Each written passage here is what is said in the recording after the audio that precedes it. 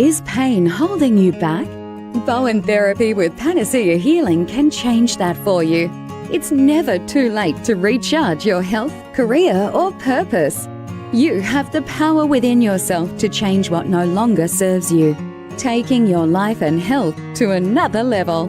panaceahealing.com.au. You can do anything. Hello everyone and welcome to the One Thing on Edge Radio Australia. And guess who's in the hot seat? Boom, boom, boom. What did you just say to Aaron? It was like him, or he said it was like getting the keys to the Porsche. Yeah. And I've got pedal to the metal, mate. Welcome Lisa, my co-host today. Hi everyone, great to be here. Aaron's actually behind the scenes today, so we are in the driver's seat. I'm a little bit nervous. Are you nervous? I am really nervous. I'm pooping my pants. About what he's going to do behind the scenes, because we can see him. Yes. Here's our Roz today. Roz. I love it. Do you remember that? You're probably too young. Do you remember the show Frasier? Yeah. Oh, yes. Yeah. Oh, my God, yes, of course. Yeah. Yes. And so, Lisa, before we have a really one-on-one conversation, I would really like you to introduce our special guest, please. Fantastic. That's what I was just going to do. Thank you. So I would love to welcome Paris today. Paris Maistre. Did I pronounce that correctly? So it's actually pronounced 𝐿emaître, so it's a silent S in my name, but people often just say 𝐿emaître, lepastry, whatever. That's a good way to remember. Lepastry and 𝐿emaître. I love that because we've got kind of boring names, haven't we? Yeah, Jones. What's your name, Leanne? Jones. Fifield. No, it's not boring. It's popular. So how would you fancy up Jones? Jones. I love it. Jones. So Paris is here today to talk about her lived experience with addiction, and it's something that's very, very close to my heart, as I know it will be to a lot of people that are watching today. So thank you so much for joining us. Thank you for having me. It's just incredible to be able to see somebody having seen what you looked like before. I can only imagine how terrible you must have felt. I have never been an addict, but I have experienced it as a family member. So I know how heartbreaking, how heart-wrenching it is from a family's perspective. But what I would really love to understand today is what it's actually like. And I understand that everybody's experience is going to be very, very different. Yeah, absolutely. But I would love to understand more about what that feels like, what it looks like, if there's any signs, how it starts, what people, and we've only got like 40 minutes, don't we, Leanne? Oh, we always go over, yes, honestly. Yeah. So look, Let's talk about it. So Paris is a lived experience advocate podcaster. So she has her own podcast. Would you like to just tell everyone what it's called? If I'm allowed. Of course. It's called Shit's Fucked, literally as it is. And it's based on mental health and addiction recovery. And it basically started because of my own recovery journey through addiction and mental health challenges. And I just wanted there to be a bit more education out there for people. I wanted more resources to be available to people. And yeah, it's been an amazing ride. And your website is so impressive. It's got so many resources that are available on there. Did you say you've only been going for 2 years? Yeah, so I started in September 2023, but I only went full-time in the last 6 months. That's incredible. Have you built all of that yourself, or is that? Yes. Wow. So you're a very, very, very talented young woman. So you had both an alcohol and a meth. I've always found it methamphetamine addiction. Yes. Which I'm guessing led you into the adult industry as an escort, and I'm guessing that was to support your habit? So it's funny because a lot of people do assume that, but that actually wasn't the case. I did get into methamphetamines when I was really, really young. I actually started drinking alcohol almost daily from like 13. Wow. And then I was introduced to meth at 14 Oh, under goodness. the presumption that it was weed just because you can smoke it. And Wow. it was just like, oh, it's like weed. And I had no idea. I was so naive. And then it was like later on in life that actually became problematic. It wasn't straight away when I was 14 that it did. It was like when I was 20 that became problematic. And then I moved to Melbourne, and I don't know, like I was just so lost. I was, under the influence most days. I struggled with maintaining a job. It was just really difficult for me to do that. And that was because of my mental health as well. Like I wasn't in a very work fit way. And so it was just, I happened to meet someone who did that line of work, and they were like, if you enjoy sex, you can make some great money. And I was like, I do. I'm just going to leave the studio for 10 seconds because we've got some feedback happening. Oh, actually, I don't even need to leave the studio. I can hear an echo, Mr. Producer. I love it, Erin. Which I've never heard before. Have you ever heard the echo before? No, I have never heard it either. I don't need to leave. Thank you, Erin. I really am curious about is often mental health and addiction go hand in hand. One usually happens before the other. So for you, was it the addiction and then the mental health, or did it come the other way around for you? Well, I think, and this is what 𝐏𝐚𝐫𝐢𝐬 always talks about, is, it's not so much why the addiction, it's why the pain, because there's always something before the addiction. And I know for me personally, I was a very dysregulated kid. I had gone through a lot of trauma at a young age. I didn't know how to keep myself like content or feel happy consistently. So that was a family, that was your family background, would you say? Yes, More than self-trauma, it was through what you were put through. Yeah. So, you can imagine, I guess, going through primary school and just not being able to manage my emotions very well. You're going up and then down multiple times in a day. And that's really exhausting in itself. I mean, I've been later diagnosed with borderline personality disorder, which is very much those exact symptoms. But for me, when I got introduced to alcohol at 13 and I realized that like soothing and calming effect it had, I was just like, wow, like this is my new best friend. Like I love this. Like I feel so good. I want to feel like this every day. Yeah. So that's how it started. I think I actually had my first drink of alcohol at 13, but I wasn't addicted to it. I just pinched a sip of whatever was going at the time, usually beer. So what does borderline personality look like? Well, again, it's different for everyone because there's also different types of it.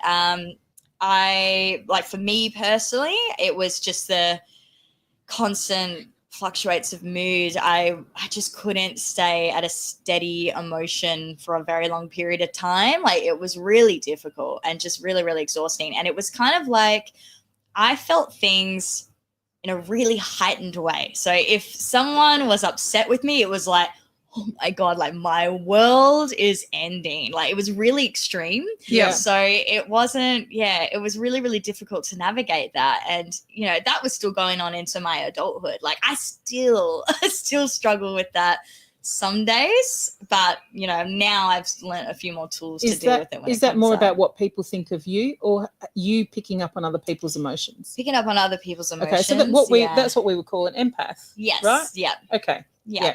So I was in the mental health industry for 10 years as a welfare officer. And so I have a little bit of understanding on some of the things. Yeah. And a lot of that now makes sense to me that the tools we have now should be brought in to that system because some of the things they're doing in the mainstream mental health protocols just don't work. No. And especially for someone that has a drug addiction or an alcohol addiction, they definitely don't work because there's that that net has actually opened up and people are falling through it constantly. Absolutely. And you'll find as well in a lot of our healthcare systems, they often will treat mental health and addiction separately. They do. And So- I mean, this is 20 years ago and they did that very similar. Still do that now. Wow. We Okay. have a comment there. Oh, sorry, Lisa. Hang on a minute. How do I get to the comment? You got to put it on the full screen I'm getting taught, okay? as we go along. As we go along. There we go. Now we can see it. 13-year-old for me too, Kathy. Kathy, thank you for sharing. So Thanks, that Kathy. seems to be the age. Yeah, I think the 13, that was, smoking. It was just testing everything, right? So Edge Radio Australia is asking what's the difference between meth and crack? We're going to expect you to be an expert on everything, So just say pass if you don't know. I mean, I did my AOD, my alcohol and other drugs study, so maybe I should know this. But to be honest, I think crack is more of a US term, and that's usually crack cocaine, which is meth and cocaine. Right. So I think that's why there's confusion with that. But yeah, it's mainly meth over here. I don't know. I don't know personally many people who do like crack cocaine over here. But yeah, it's mainly just methamphetamine. And so did you go ever from just smoking it to injecting? No, I was very fortunate that I didn't go that path, only because I had people around me who did, and they deteriorated a lot quicker than someone who smoked. Yeah. And that was just something I was always really mindful of, even though, I wasn't really doing well regardless. Smoking that wasn't much better, but just seeing what it would do to people, but also the long-term effects too. Like I've got friends who are having problems in their hands and wrists, carpal tunnel surgeries, their feet as well, all from intravenous using. Were you living at home when this was going on with your family? So when I was heavily drinking through high school, I was at home. When I used meth that one time when I was 14, I was at home. I did leave the family home at about 19, and that was because I had a really traumatic incident happen that did involve a family member, but I'm not gonna go into that story. But it was mainly as soon as I got out of the house, I ended up living with someone who used, and I was pretty much, just had my endless supply of it straight away. So yeah, I wasn't really around my family using. My friends wouldn't see it. I was very much living in the shadows, trying to kind of live a double life, really. So do they tell you now that they actually knew? Oh, I think they all had some clues, but none of them really knew exactly what it was. Because I had been through so much, and particularly that one trauma that had happened at 1920, a lot of people, particularly my family, were basically saying, oh, look, she's acting out, she's been through this event, of course she's not going to be okay. This is the result of that. And they weren't really going too much deeper into it. But then, they'd hear something on the old grapevine and, someone said this or they've heard that, and they'd question, but then it was also I don't really want to believe that. Yeah, and maybe it's a little bit of, I don't want to believe it because what it will do is it will hurt me. Yeah. There's a fear associated with that. Martine Shepherd's got a really important comment here as well. Your truth is very important for so many to comprehend why they did what they did. I have recognized many have experienced sexual and physical assault. Absolutely. Yeah. Absolutely. Big ones, yeah. And actually, the figures are mind-blowing, aren't they? Yeah. Is it 1 in 3 or 1 in 4 people have actually Probably around experienced that, sexual abuse? It still blows my mind. You Can't Help Mind Over Matter by Lindria. Yeah. So going back to that, you left home at 19 and you went from there to Melbourne straight away? Not straight away. Where did you live? So I was I was living with a mate for a while. Then I ended up renting in a house share somewhere. So you're quite functionable. You were functioning well, because a lot of people end up homeless on the streets. They end up couch surfing, all that sort of stuff. So you were still functioning enough to be able to rent a property. I mean, is functioning the right word? Well, functioning is just functioning, right? It's a good point Leanne makes, though. I mean, having rented quite a few places myself, I mean, it's a big job finding somewhere to live. Yeah, oh, definitely. Look, I was definitely getting by and doing the what I needed for my basic needs. But yeah, I was losing jobs left, right, and center. I wasn't able to sustain them, and I was, jumping from accommodations quite often. Okay. So what does it look like when you're an escort? What is that, for somebody like me that only knows what I see on in the movies? Yeah, that's a really interesting question. So you have somebody that actually books the jobs for you. Do you mind me asking? Or No, is that all right? That's so fine. So my, I guess, career. Career. Yeah, shall we think of another word? I love that. My career as an escort.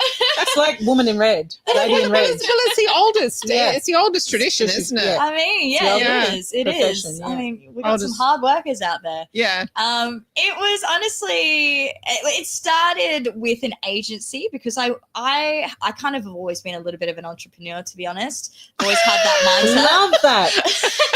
Love that. Started with an agency because I was like, I want to know how this works. Yeah. What do they have to organize? What do they need to do? Because eventually I want to be able to manage myself and not have to rely on anyone else. And so the experience with the agency was awful. Like it was full on. I mean, they took like 60% of your pay. Wow. Which is just ridiculous. And do you get paid by the hour or by the night? Or by the hour. And look, they'd be great rates, but you're losing 60% of that. And then you got to pay. Do you do a tax return? Oh. Do you know why I asked? We could do a whole show on this. No, but do you know why I asked? Because when I was working for an accountant in my 20s, early 20s, we did the books for La Cherie. Okay, yeah. And she came in, and so did a lot of the girls, and they were studying at university, doctors and lawyers and all sorts of stuff. And they were doing tax returns. And I was curious. Yeah. Oh, look, there is some women out there that do it really well and really smart. I was not one of those women. Okay. So did you do it to support a habit? No, it wasn't to support the habit. I did it because I just couldn't function on the day-to-day. I couldn't hold a 9-to-5 job. I needed money. Okay. That is an entrepreneur. Entrepreneurs can't hold 9-to-5 jobs, Lisa. You know that. Yeah. You were psychologically unemployable. So, that's it. I would imagine doing something like that, you'd have to separate your body from your emotions. Absolutely, you do. I disassociated instantly when I went into those rooms, and that was something really difficult to like unlearn later. So, I had a lot of difficulty being intimate with people afterwards. Wow. I mean, I laugh now, but at the time, even when I just came out of the industry and I was trying to like date people just casually, I would leave in the middle of the night being like, deed is done, off I go, and then they're messaging me in the morning and be like, where did you go? And I'm like, what was I meant to hang around for? Like, I was just so accustomed to that. And I didn't know how to be, how to cuddle. You didn't know how to be loved. Yeah, pretty much. Yeah, that's what it sounds like. You didn't know how to receive. No. You knew how to give. I'd cut that but off. Not. Yep, straight away. Yeah. So I was like, it was just a form of protection really for myself. And it took a long time to unlearn that. I still sometimes have challenges with that, like today. But thankfully, happy anniversary, by the way. Yes. Anniversary. Hang on. What's that? Yes. Yeah, we're very lucky that we've got her on today. I didn't know until she mentioned a little while ago. Yes, it's my partner Dylan and I's anniversary. So it's our 3 years today. Wow! Congratulations. Yeah, so I'm very lucky to have such a beautiful, loving man in my life who knows everything. So if he's watching this now, he already knows it all. He already knows it all. He knows it all. But he's helped me a lot through that as well, and connecting with myself again. Nandro says happy anniversary. Do you know Nandro? I'm not sure. Well, it's nice to have the love coming your way, because one of the things that Paris was sharing with me, Leanne, before the show was that she gets hammered. Like people are mean. Oh, that's just awful. Yeah. Well, You know. it's just the online space, though. I mean, if you're going to be in the online space, you Oh, have no, to I have do. a Or maybe thick we're not skin. successful enough yet. Well, I've had a couple that have reached, that have got to that stage with me, and I just send it off with love, and I just send it Okay. off with love and say, obviously, you've been hurt or you've been Mm. damaged by this, and that's not the place I come from, and send it back.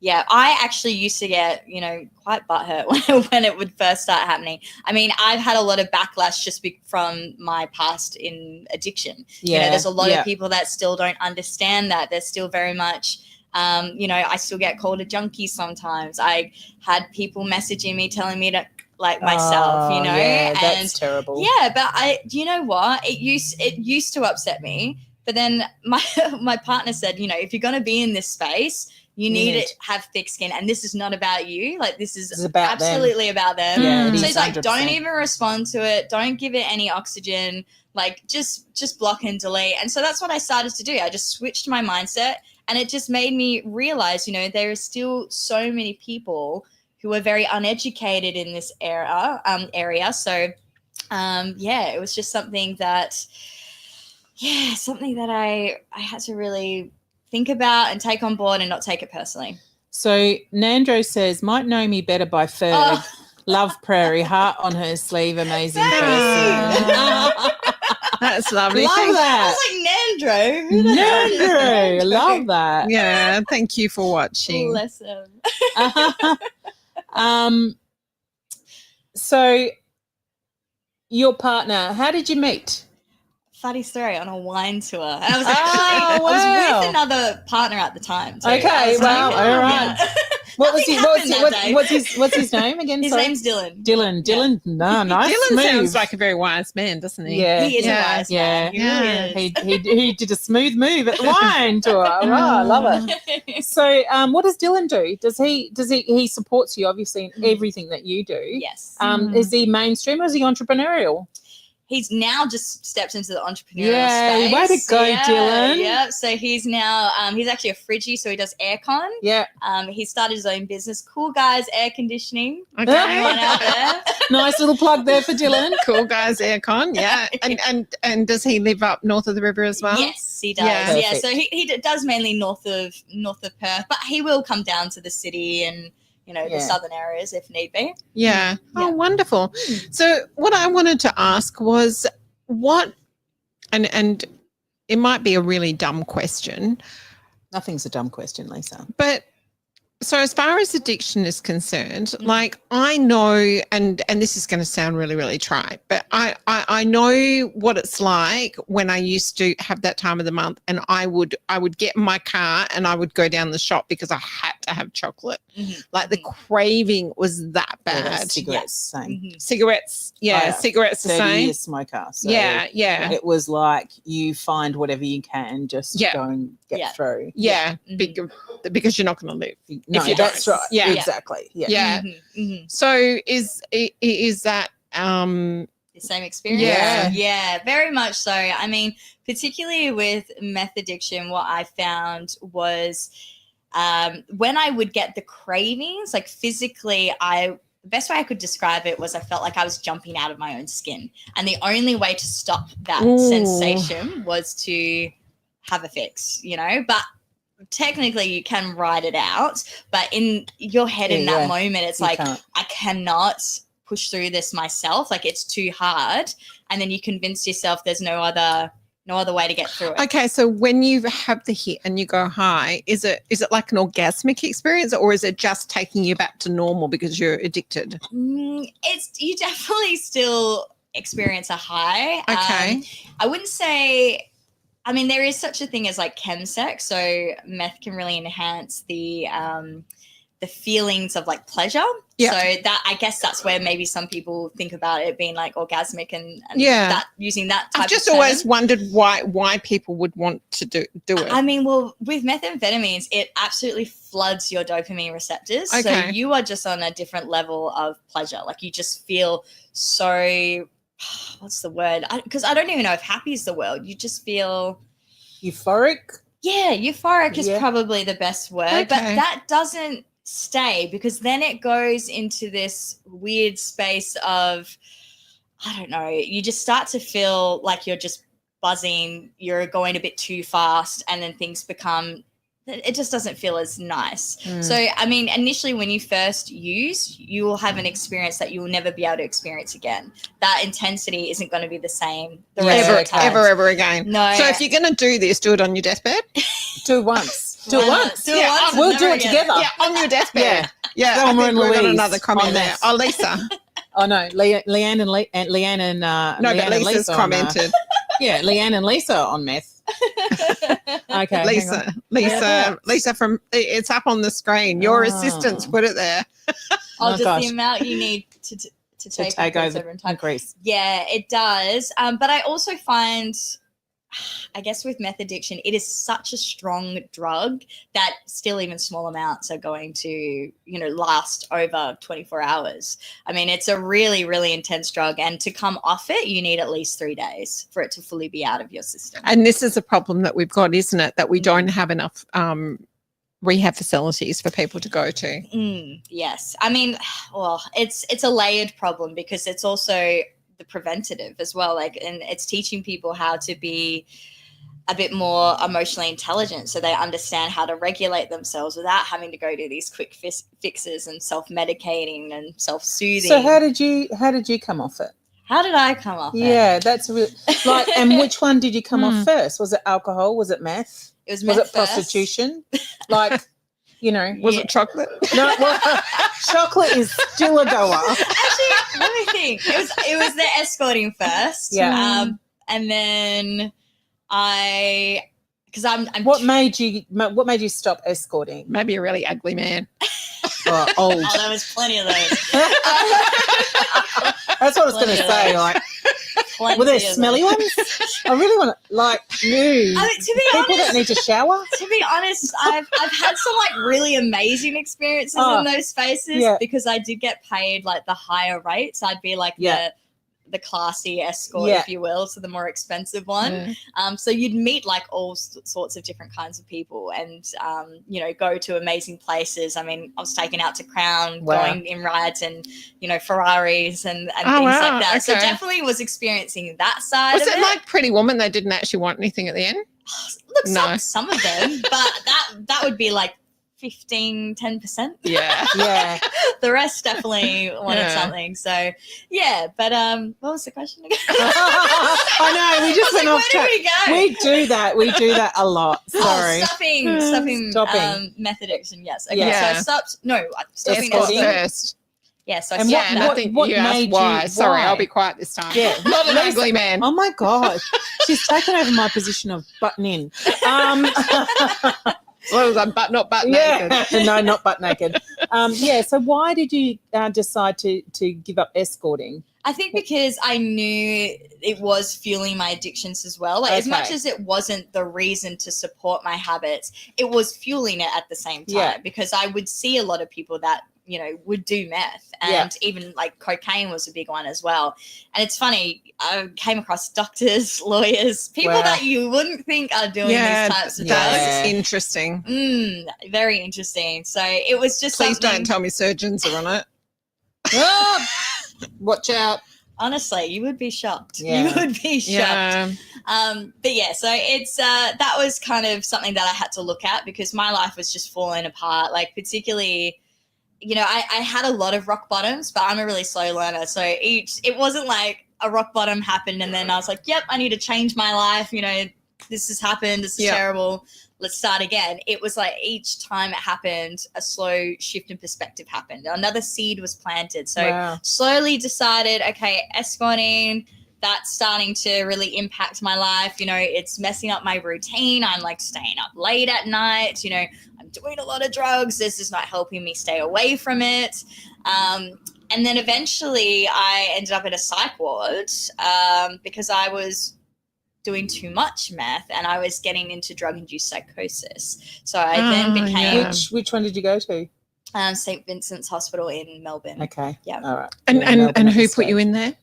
I ended up having to take myself with my partner because I was just yeah, I was an absolute Looney Tune, and Yeah. I wasn't like, reality was not reality. Yeah. It was just, it I've was. been with How somebody. old were you then? So this was 2019. My maths is not my strong point. I'm looking at my 20, fingers right now. mid-20s. I'm 32 now. Yeah. Yeah, whatever that was. Okay, yeah. So then I ended up going in there for a while, and everything was just falling apart around me. A lot of my relationships broke down. I couldn't work. I knew I wasn't mentally capable of, even escorting either. It was just, I was just done. I was so exhausted, and ended up making the move back to Perth. And so that was another reason that I needed to really start reevaluating my life. Had you estranged from your family during that period of time? I didn't estrange, but I pushed them right back. Yeah. Like, they tried so hard to get involved in my life or to keep updates on me, and I just wouldn't respond. Were you close to your parents? It's a complicated question. Yeah, so yeah, it's like I'm close to my mum, my dad. We've been working on our relationship for a long time, so at that point in time, no, we weren't. But that gives hope to a lot of families out there with children in the same situation. But see, as they parents. didn't know that I was in that situation, though, so I was still hiding all of Yeah. this. I was living But my I mean, double life. parents who think that their children are no longer coming back, or that they're not talking to them, or anything like that. It doesn't matter what they've done. There's still hope for those children to come back. Definitely, And create. So what would you say to families that how can families help when they've got somebody that's struggling with addiction? It's a really tough one, because I know for my family in particular, particularly my sister, she would often, try to question me a lot. She would want to just try to figure out what I'm doing on a day-to-day, and I found that really intrusive. And sometimes, like, when she'd heard things, heard the rumors and whatnot, she would confront me, and that would again push me back, and I'd push her away. So confronting people's probably not doesn't work as well as people might think. And honestly, they need to be ready to acknowledge it. Like, I didn't acknowledge it was an issue really until I came back to Perth. Even after the psych ward, I still didn't really acknowledge how serious it was, because I had convinced myself that this is how I was surviving. This is what was helping me for so long, and I didn't want to change it. So you have to, be ready for that change. If they're not ready for that change, anything you say to them is not going to help. It's only going to create a barrier. But do you think it may place some seeds there for later? Not really. No, because so what would you so just say nothing?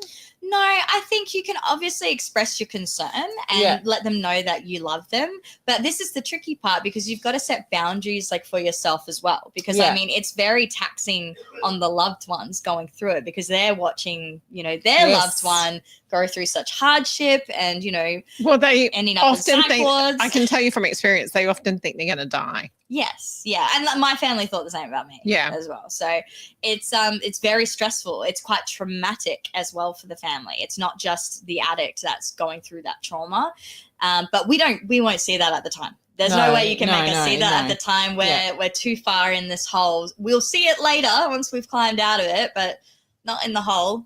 And so all you can do is just make sure that they know that they are loved, because that will really help when they finally are ready. If they ever become ready, we'll have to be honest and real about that. Some people don't change. Yeah. But if they do get to that point and they know that they are still loved, that creates more of an open conversation to come back to them and be like, hey, I need help, because they know they're not going to be crucified when they come to you. So it's an interesting one, isn't it? I think the thing that really was expressed to me, and I totally agree with, it's really important not to enable the user. Yes. Oh, absolutely. And as I said, you have to set those boundaries. But a lot of families do. They still provide a home for them. Absolutely. They give them money. Yes. And therefore they're not actually experiencing the consequences of their actions. Yeah, it's really tough, because if you are always the rescuer and you are trying to rescue them constantly, then it will take a lot longer, if ever, for them to climb out of that hole, because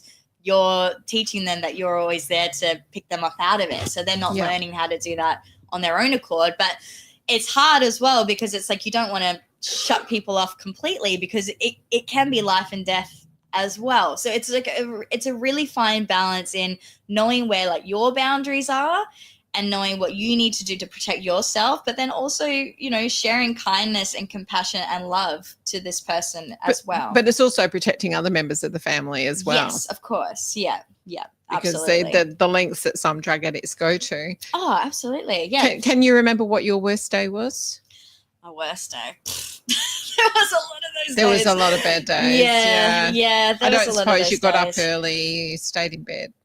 Honestly, I couldn't even tell you. But I remember there was a particularly hard time that I was experiencing, because I was using so much meth. And what happens is your brain stops producing dopamine itself, that when you do start to come off it and you go through the withdrawals, you actually can get to a suicidal point. Okay. So I remember being in bed for like 3 weeks. Wow. Because I just could not produce dopamine, and I was just on the brink, all from my use. Did you ever go and seek help during those periods of time? I was seeing a psychologist during this time, but it was more of a checkbox thing. I wasn't really honest with them about everything. It was just to keep people off my back, really. But I did finally go and see an AOD counselor when I was actually in quarantine for COVID when I came back.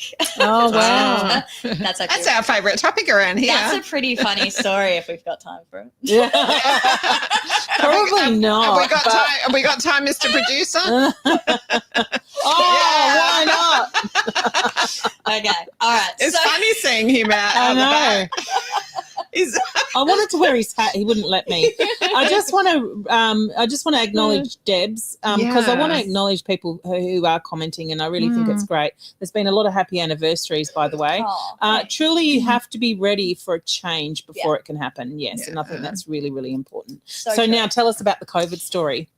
So you know how hardcore WA was. Oh, yeah, we were hard. I was in Melbourne when COVID first started. Melbourne's not much better. No. So, yeah, we had curfews. It was pretty full on. Awful. Not that I obeyed them. I was still escorting and doing whatever else. Oh, right. Am I allowed to ask if you were wearing a mask? You can refuse to ask easy sometimes, but yeah, that's probably about it. That's funny. Yeah, so I finally got to a point where, you know, I was just so exhausted. And you know how you could get like the $10,000 out of your super at the time? Yes. Not like the worst thing for someone like me to have access to, by the way. I ended up taking out that $10,000 and spending all of it. So not on boob jobs or something, because that's what a lot of people were doing. Nothing productive at all. It was terrible. I was just renting out Airbnbs and doing drugs. It was awful. Oh, wow. And so I got to a point where I was just plummeting. Like my mental health was so bad that I just thought, if I don't get on top of this, like, I don't think I'm going to be around much longer. Like, I was that exhausted that I really couldn't see a way to move forward. And I'd always dealt with suicide ideation most of my life, but this point was really serious. Like, I could tell, I'm like, right, like, I'm on the edge now. Like, I actually am so beyond exhausted. I cannot do this anymore. Yeah. So I ended up getting approved to come back to WA, which took a while. I got rejected like 3 times, but I think it was also my fault because I was really high a lot of the time that I was doing the application. So I think I might have messed it up. I would have loved to have read those. I don't even know what I said half the time. Anyway, finally got approved, was on the plane over to Perth, and around this time, so this was like June 2020, Around this time, the restrictions had just started lifting in Melbourne. Yeah. And so we'd finally were able to, be in a room with more than 20 people or go outside in general. And when we were on the plane, there happened to be a big outbreak in Melbourne. Oh. So you can imagine, in WA, they're so protective of their borders, and they've got this plane full of people coming from Melbourne, and there's been a huge outbreak. Yeah. So naturally they panicked. So when we landed, and mind you, I was coming down really badly on this flight. So I was starting to go through the withdrawals. Wow. I looked really unwell. Like, I'm sweating. I'm looking grey. Very much looking like I've got the Rona. Yeah. So I'm coming off the plane. They've got all this border patrol. There's these nurse tents set up. I'm being questioned. Where have you been? What have you been doing? I'm thinking, oh my God, they're on to me. Like, they know I've been doing drugs. They're trying to find out about my dealer, or I don't know. I went into a very paranoid state. And then I got rejected from quarantine with my mum, which I was initially approved to do. And then I got thrown into 14 days in isolation in a hotel, which ended up being the best thing for me. Yes, because I hadn't had a clear head in so long, and suddenly I was So you had no access to drugs? No access to zero. alcohol? No alcohol. Wow. Yeah, and so I really had to face my own stuff, and I was still going through drug-induced psychosis when I landed. The first day in the hotel room, I kept hearing these flute noises, and I'm like, where is this coming from? And we were in Northbridge, and so I was like, oh, maybe it's coming from outside. And then I'd open the glass door to the balcony, and then I couldn't hear anything, and I was like, weird. Shut the door, come back in, the flutes start playing again, and I was like, maybe it's just because when I'm opening and closing the door, they're just stopping and starting. I was like, maybe that's what's happening. Yeah. And then I just kept opening it, and it would stop, and then I'm like, okay, what's going on? Close it. Starts again. So you have no insight into your own? No. I mean, I started to realize at that point, I was like, okay, I think I'm hallucinating here. And this is actually not really happening, because, none of it made sense. So I managed to put myself to bed. But it was during that time, though, that I had to sit with myself and think, what I've been doing has not been working, clearly. This is where I am.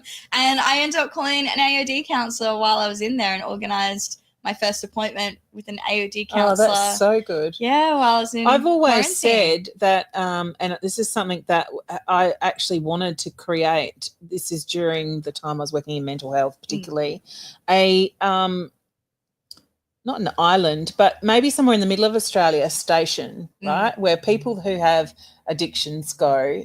They work on the station. They run through with counsellors and with everyone else. They run through their detox. They have all that happening, and then they go through and do a program, where they're actually working. So they're in the middle of nowhere. You cannot get anything. Do you know what I mean? Like the nearest shop is 1,200 kilometres away. That's the type of thing that I wanted to actually create. Yeah. And what you're saying is, for that 2-week period, you were that person in a hotel not being able to move. Yeah, but I mean, I love the concept of that. But when you think about the reality of it, it's going to make it really difficult for someone to transition back into their community after they've done their programs. Yeah, because that can be really difficult. It's like learning how to go through this and recover from this while having these temptations around actually builds a stronger resilience, and you have more of a chance. I've never ever thought of that. Overcoming it. Yeah. Because all the people I saw were a revolving door.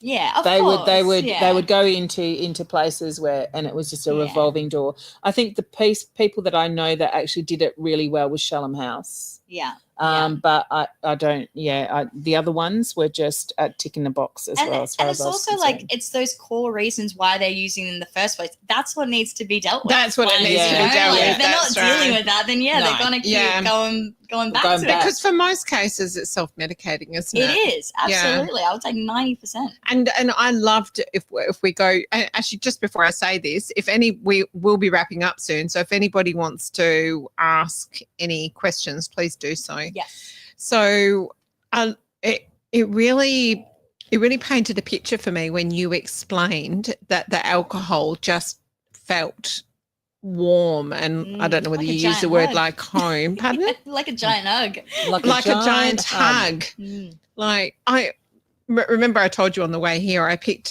Paris up and I nearly got lost to like the trade stations around the corner. And so I was telling her the funny story about being an Uber driver. But I always remember one of the people that I picked up, and it was Sunday morning. It was around Northbridge somewhere. And I said, how are you? And he said, oh, well, to be honest, I'm not really good. I've just had my first drink and I've just come from AA. And we had this conversation and I kind of laughed and well, I didn't laugh at him, but I was laughing at myself. And I said, I'd never be able to become an alcoholic because I can only have one drink and then I'm like on my ear, like that's all my body will take. Yeah. And he said, well, I'm exactly the opposite.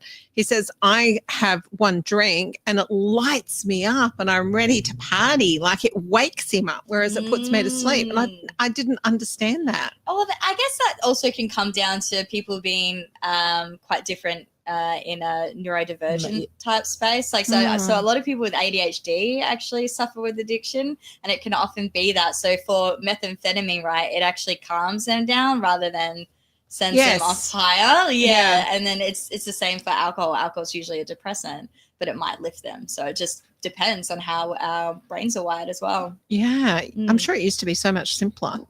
Did it? I don't know. Well, I like to think Back in our day. I guess So what? Tell us a little bit about what you do, because just in a brief few sentences, and how you can help people.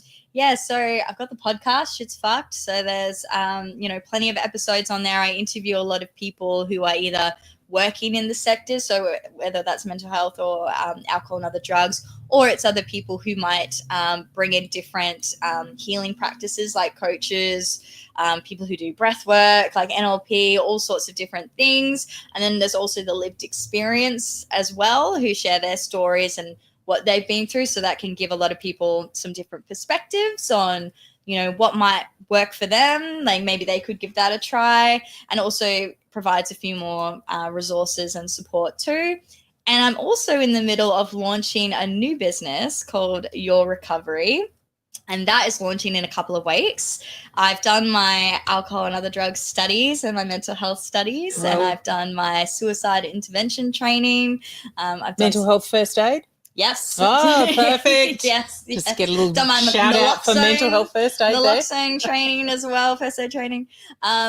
But yeah, so that's basically one-on-one support, self-paced courses, very much a holistic approach in we're not just looking at the presenting issue, we're looking at all the factors of someone's life. What is their housing situation? What are their relationships like? What's their social well-being like?